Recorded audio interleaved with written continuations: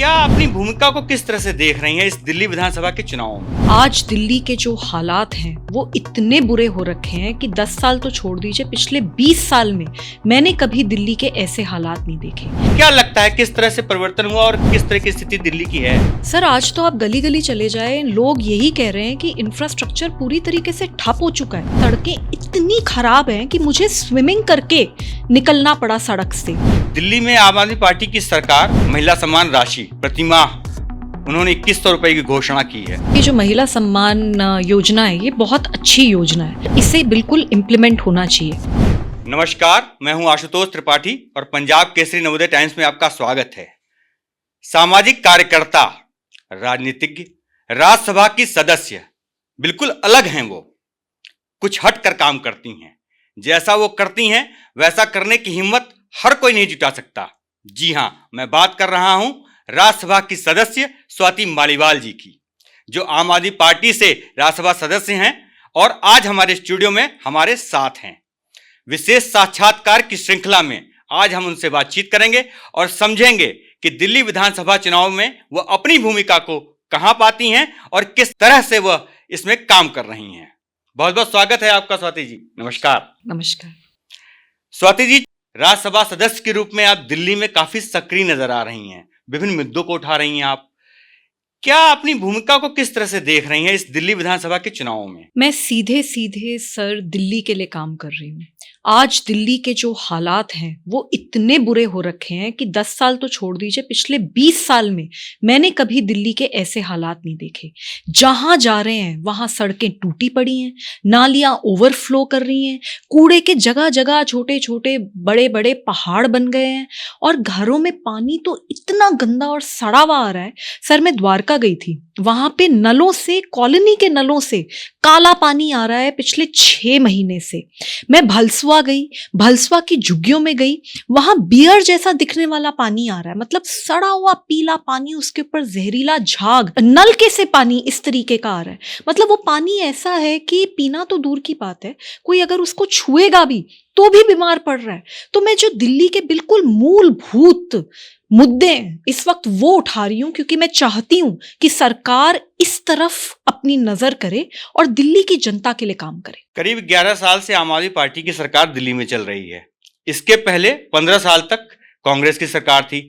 26 साल लगभग यहाँ पर समय गुजरा है जिस पे हम बात कर सकते हैं। क्या लगता है किस तरह से परिवर्तन हुआ और किस तरह की स्थिति दिल्ली की है? सर, आज तो आप गली गली चले जाएं, लोग यही कह रहे हैं कि इंफ्रास्ट्रक्चर पूरी तरीके से ठप हो चुका है। मैं संगम विहार गई, संगम विहार में सड़कें इतनी खराब हैं कि मुझे स्विमिंग करके निकलना पड़ा सड़क से। तो हमारे मुख्यमंत्री अरविंद केजरीवाल जी ने कहा था कि वो सिटी ऑफ लेक्स बना देंगे दिल्ली को, तो उन्होंने सच में सिटी ऑफ लेक्स बना दिया, क्योंकि हर दूसरी सड़क पे या तो लेक है या स्विमिंग पूल है। मैं पंखा रोड गई, it is an arterial road of Delhi, बहुत इंपॉर्टेंट सड़क है और काफी बड़ी सड़क है, लेकिन उसमें ऐसा हाल हो रखा था कि 2/3 ऑफ द सड़क, पूरी की पूरी 2/3 ऑफ द रोड, उसके ऊपर कूड़ा ही कूड़ा पड़ा है। मैंने लोगों से बात करी, लोग इतने परेशान है, 1 साल से वो कूड़ा पड़ा था। जब मैं गई, मैं वहां पे मुद्दा उठाया तो वो रातों रात जेसीबी लगाई गई और उसे साफ कर दिया गया। तो मेरा सवाल ये है कि एक एमपी को सड़क पे उतरना पड़ेगा तब जाके सरकार काम करेगी। आज हालात दिल्ली के सच में ऐसे हो गए हैं कि पहले तो मैंने कभी भी ऐसे हालात नहीं देखे। मैं तो 2006 से जमीन पे काम कर रही हूं दिल्ली में, मैंने ऐसे हाल कभी नहीं देखे। आम आदमी पार्टी सरकार तो बहुत सारे दावे करती है कि उन्होंने विकास के बड़े काम किए, चिकित्सा के क्षेत्र में बड़े काम किए, शिक्षा को उन्होंने वर्ल्ड क्लास का बनाया है। सर, मैं ऐसा मानती हूं कि अगर एक ही झूठ को बार बार बोले ना तो वो जनता की नजर में सच हो जाता है। ये कहते हैं हमने लंदन बना देंगे जी, हम पेरिस बना देंगे। आज का हालात ये हो रहे हैं कि अगर जल्द कुछ नहीं करा गया तो दिल्ली के हाल साउथ सुदान जैसे हो गए हैं। इसको ठीक करने की जरूरत है। दिल्ली का एजुकेशन मॉडल, अगर हम ये कहते हैं कि 10th में और 12th में हमारे बहुत अच्छा रिजल्ट आता है, वो रिजल्ट इतना अच्छा इसलिए आ रहा है क्योंकि 9th और 11th में हम 1 लाख बच्चे, मतलब 50% ऑफ बच्चों को हम फेल कर देते हैं। जिसमें भी हमें थोड़ा सा भी लगता है कि शायद ये पास नहीं हो पाएगा, उसको फेल कर देते हैं। और जब उसको फेल करते हैं फिर उसको पत्राचार, मतलब ओपन से उसे स्कूलिंग करनी पड़ती है। तो ड्रॉप आउट रेट इतना बढ़ गया है कि एक बहुत बड़ा तबका है बच्चों का जिसको आपने मेन स्ट्रीम स्कूलिंग से अलग कर दिया। ये हर दूसरे दिन कहते हैं जी हमने ये स्कूल बना दिया, हमने वो स्कूल बना दिया।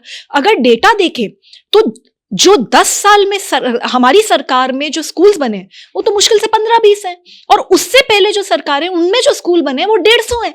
तो हम बार बार वही झूठ बोल रहे हैं। और इनके हेल्थ मॉडल की मैं बात करती हूँ, मैं तो आपने बताया जैसे अलग तरीके से काम करती हूँ सर, मैं जमीन की कार्यकर्ता हूँ। मैं जीबी पंत हॉस्पिटल, दिल्ली का सबसे बड़ा हॉस्पिटल है, मैं वहां पे रात में 3 बजे पहुंची। मैं जब वहां रात में 3 बजे पहुंची, मैं हैरान हो गई देख के सर, 2500 लोगों की लाइन लगी हुई थी। मैं बहुत लोगों से मैंने बात करी, एक बुजुर्ग आदमी थे, मेरे को देख के रोना आ गया। उनका सैटरडे को हार्ट अटैक हुआ और मैं मंडे की मॉर्निंग पहुंची थी। मतलब वो अपने हार्ट अटैक को लेकर ठंड में ठिठुरते हुए बिना किसी शेल्टर के, बिना किसी टॉयलेट के एक लाइन में खड़े हैं। 7 बजे सर ये दरवाजे खुलते हैं, ये जितनी लाइन लगी हुई है वो सारी भाग के किसी तरीके से अंदर जाती है। फिर सर लाइन लगती है क्योंकि जो पीछे थे वो आगे हो जाते हैं। फिर डॉक्टर्स की लाइन लगती है, फिर पूरा दिन डॉक्टर की लाइन में बैठो। फिर उसके बाद दवाइयों की लाइन में लगो। और सर दवाइयों की लाइन का ये हाल है कि जो भी महंगी दवाई है वो मिलती नहीं, पैरासिटामॉल दे देते हैं और लोग, गरीब लोग तरसते रहते हैं। Sir MRI machine GB Pant जो सबसे बड़ा हॉस्पिटल, उसमें कितनी होंगी? सिर्फ 2 मशीन। 1.5 साल बाद लोगों को डेट मिल रही है, ऑपरेशन की डेट 1-1.5 साल बाद मिल रही है। तो काहे का world class model? This is not world class. जब आपके परिवार में किसी की तबीयत खराब होती है तब आप तो प्राइवेट हॉस्पिटल्स में चले जाते हो और फिर आप शोर मचाते हो कि हमने बिल्कुल जी वर्ल्ड क्लास हॉस्पिटल बना दिए। This is not world class hospital. मैं आपको बताऊं, मैं उस दिन जब लाइन में खड़ी थी मेरी रूह कांप रही थी कि मेरी मम्मी आजकल बीमार चल रही हैं, तो मैं उनके साथ अगर इस लाइन में मैं कैसे खड़ी होंगी। मतलब इतना दयनीय स्थिति बना रखी है, and then they have the audacity to say in front of the world that it's a world class model. Delhi में आम आदमी पार्टी की सरकार जहां एक तरफ विकास के दावे कर रही है, वहीं पर बहुत सारी योजनाएं ऐसी लेके आ रही है जिसमें वह जनता को, विशेषकर महिलाओं को देने की बात कर रही है। महिला सम्मान राशि प्रतिमाह उन्होंने 2100 रुपए की घोषणा की है। सर मैं तो ये मानती हूँ कि जो महिला सम्मान योजना है ये बहुत अच्छी योजना है और इसे बिल्कुल इम्प्लीमेंट होना चाहिए। पर मेरे कुछ सवाल हैं, क्योंकि मैं जनता के बीच में जाती हूँ और वो महिलाएं, मैं आम आदमी पार्टी की सांसद हूँ, मुझे पकड़ लेती हैं। तो जो सवाल वो मुझसे पूछती हैं वो सवाल आपके समक्ष रखना चाहती हूँ। सबसे पहला सवाल तो ये उठता है कि ये जो स्कीम है ये ऑलरेडी 9 स्टेट्स में इम्प्लीमेंट हो चुकी है, तो दिल्ली में इतनी देरी क्यों? दूसरा सवाल कि 1000 रुपए पर महिला को हर महीने दिया जाएगा, ऐसा इस साल के बजट में प्रावधान था, तो उसको इंप्लीमेंट क्यों नहीं करा गया? उसके ऊपर आज तक कोई फाइल भी नहीं मूव हुई। मैं हमेशा से सच के लिए खड़ी हुई हूं, मैं हमेशा आगे देखती हूं, और जब मैं आगे देखती हूँ सर, और मैं दिल्ली में जाती हूँ और मुझे पता है कि दिल्ली के टैक्स के पैसों से, गरीब इंसान के टैक्स के पैसों से मुझे भी सैलरी आती है, और जब मैं जमीन पे जाती हूँ और मैं उनका इतना बुरा हाल देखती हूँ, तो सर मैं सिर्फ वो इश्यूज उठा रही हूँ। बातें तो बहुत बड़ी बड़ी की जा रही हैं, लेकिन महिलाओं को उस तरीके से टिकट में हिस्सा नहीं दिया गया है। जी आप बिल्कुल ठीक कह रहे हैं, और इसीलिए इस देश में जब तक विमेन रिजर्वेशन बिल इम्प्लीमेंट नहीं होगा, जब तक वो कानून इम्प्लीमेंट नहीं होगा, मैं कुछ बदलाव होते हुए देख नहीं रही। क्योंकि आज दिल्ली की भी आप बिल्कुल ठीक कह रहे हैं कि सभी पार्टीज महिलाओं को टिकट देने में वो कहीं ना कहीं पीछे रह जाती हैं, और ये मेरे हिसाब से बहुत गलत है। और मैं वेट कर रही हूँ, इट्स अ हिस्टोरिक बिल जो पास हुआ है संसद में, जैसे ही वो इम्प्लीमेंट होगा तभी ये जवाब दिया जाएगा, क्योंकि कहीं ना कहीं politics is absolutely a man's world. क्या स्थिति लग रही है आपको, क्योंकि अब बहुत कम दिन बचे हैं दिल्ली विधानसभा चुनाव के मतदान में, आप पूरी दिल्ली घूम रही हैं, आपको क्या लगता है कि इस बार दिल्ली के विधानसभा चुनाव में क्या होने जा रहा है? जी एक बात अच्छी है कि इस बार जो दिल्ली का चुनाव है वो बड़ी मूलभूत इश्यूज के ऊपर लड़ा जा रहा है।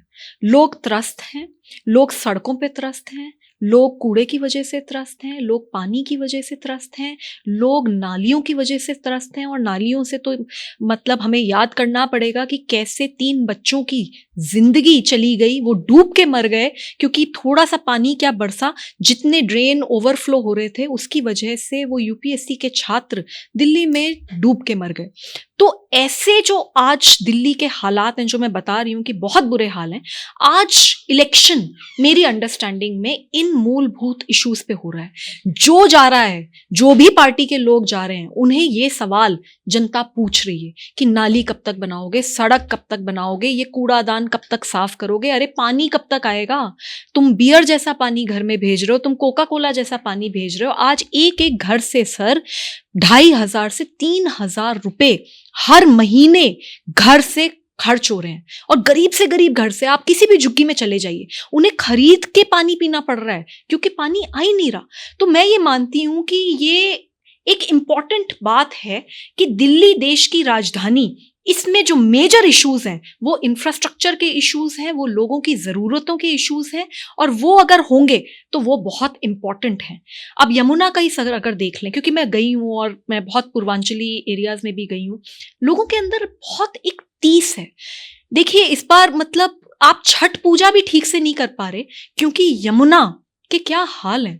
मतलब 22 नाले, हमारी यमुना नदी जो माँ का दर्जा जिसको हम सब देते हैं, उसके अंदर विलय होते हैं हर रोज। 238 MGD अनट्रीटेड सीवेज सीधे के सीधे यमुना की नदी के अंदर जा रहा है। तो मैं ऐसा मानती हूं कि आज दिल्ली में चुनावी मुद्दे ये हैं, और चुनावी मुद्दों के ऊपर जो पार्टी खरी बैठेगी, मैं ऐसा मानती हूं कि जनता बहुत समझदार है और उन्हीं को वोट देगी। दिल्ली का मुख्यमंत्री कौन बनेगा, यह दिल्ली की जनता ही तय करेगी। आप भी इस विधानसभा चुनाव में बेहद सक्रियता के साथ लगी हुई हैं, जिम्मेदारी निभा रही हैं। आपको बहुत बहुत शुभकामनाएं। आपने हमसे बातचीत की, अपना वक्त दिया, बहुत बहुत धन्यवाद। नमस्कार। Thank you sir, thank you.